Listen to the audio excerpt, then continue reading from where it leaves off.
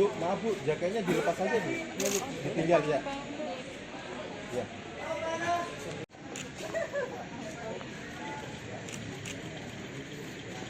Kardus yang berisi surat suara yang sudah dilipat. Membuat tata tertib. Bagian kedua merupakan tahap pelaksanaan. Pertama, petugas tidak lipat dengan tertib dan jangan lupa untuk memperlihatkan KTP kepada petugas ditunjuk dan petugas mencatat jenis dan jumlahnya ke dalam kartu kendali. Proses sortir kriteria surat suara yang rusak akan dijelaskan pada bagian 3 video ini. Surat suara disahkan dalam box yang sudah disiapkan.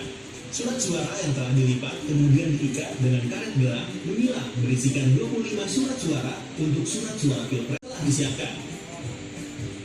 Terakhir, ketua kelompok melaporkan Suara yang disortir. Untuk penyortiran pertama ini kan kita ada 2 shift. Yang shift pertama ini 150 orang. Nah, untuk shift kedua nanti juga 150 orang. Sekali ini ada 300 orang untuk proses sortir lipat ini. Nah, untuk jumlah surat suara yang dilipat ini yang pertama nanti DPD ada 1.423.760. Nah, untuk surat suara sementara kita baru ada 4 untuk DPD, DPR RI, DPRD Provinsi, dan DPRD Kabupaten Kota. Nah, untuk surat suara PPWP, pemilihan presiden dan wakil presiden, itu rencananya baru akan datang besok ke gudang. Nah, untuk mengurangi space yang ada di gudang ini, nanti kita masih ada beberapa bilik ini kita geser ke kecamatan. Targetnya berapa hari? Targetnya kita selesai dalam waktu 7 hari.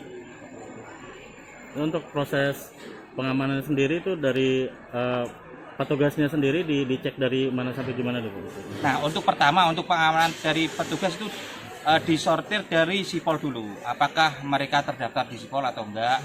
Ini makanya tadi agak lambat karena ada screening sipol. Kalau tidak ada di sipol baru boleh masuk gitu. Nah, kemudian udah ada cek body ketika dia berangkat itu dicek, kemudian tidak boleh membawa atau minuman dan makanan ke dalam area steril, juga tidak boleh mendokumentasikan.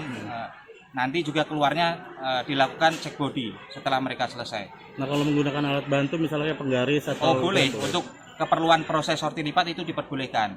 Gitu. Kalau honornya berapa sih kira-kira itu? Nah, tadi dari Pak Kasek menyampaikan kalau untuk DPD dan DPR itu 500 per lembar. Nah, kalau untuk PPWP itu 350. Ada berapa orang sih Pak yang terlibat? Tadi shift pertama 150, shift kedua 150 per 300. Jadi shift pertamanya itu sehari dibagi 2 shift? Ya. Dari jam berapa sampai jam berapa? Kalau idealnya dari jam 8 selama 8 jam. Dari jam 8 pagi sampai jam 4 atau jam 5.